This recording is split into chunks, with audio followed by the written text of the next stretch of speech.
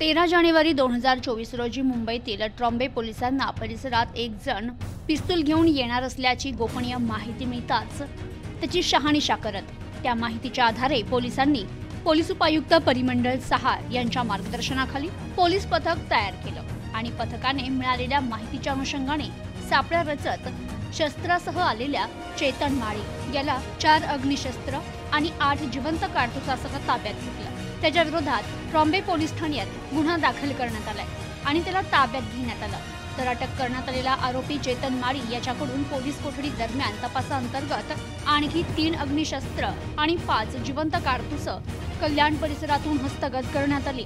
तसेच चेतन माळी हा सिनू नरसय्या पडिगेला याच्या सतत संपर्कात असल्याने त्याला देखील अटक करत पोलीस कोठडी दरम्यान तपासाअंतर्गत त्याच्याकडून 1 अग्निशस्त्र आणि 2 जिवंत कारतूस जप्त करण्यात आली।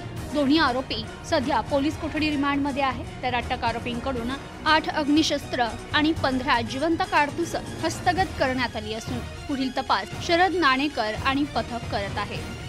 13 जानेवारीला अवैध शस्त्रांबाबत एक माहिती मिळाली होती। त्याला अनुषंगाने झोन 6 मधील 5 अधिकारी ज्याच्यामध्ये API Katkar, PSI Babar, PSI Nanekar, PSI Deshmukh आणि पीएसआय गोल्हार अशी एक टीम तयार करण्यात आली। या टीमने एका संशयिताला ताब्यात घेतलं ज्याचं नाव चेतन संजय माळी असं आहे। त्याच्या ताब्यातून आम्हाला 4 अग्निशस्त्रे मिळाली। त्याच्या टेक्निकल ॲनालिसिस आणि इंट्रोगेशनमधनं आम्हाला आणखी एका आरोपिताचं नाव कळलं ज्याला आम्ही ताब्यात घेतलं, सिनू नरसय्या पडिगेला। याला ताब्यात घेऊन त्याच्याकडनं देखील 1 अग्निशस्त्र जप्त करण्यात आलं। असं दोघं आरोपितांकडनं आम्ही अद्याप 8 अग्निशस्त्रे आणि 15 राऊंड जप्त केलेले आहेत। दोघं आरोपितांची 17 तारखेपर्यंत पोलीस कस्टडी रिमांड घेण्यात आलेली आहे आणि पुढील तपास करण्यात येत आहे। प्रतिनिधी अनुभव भागवत, न्यूज टुडे 24, मुंबई।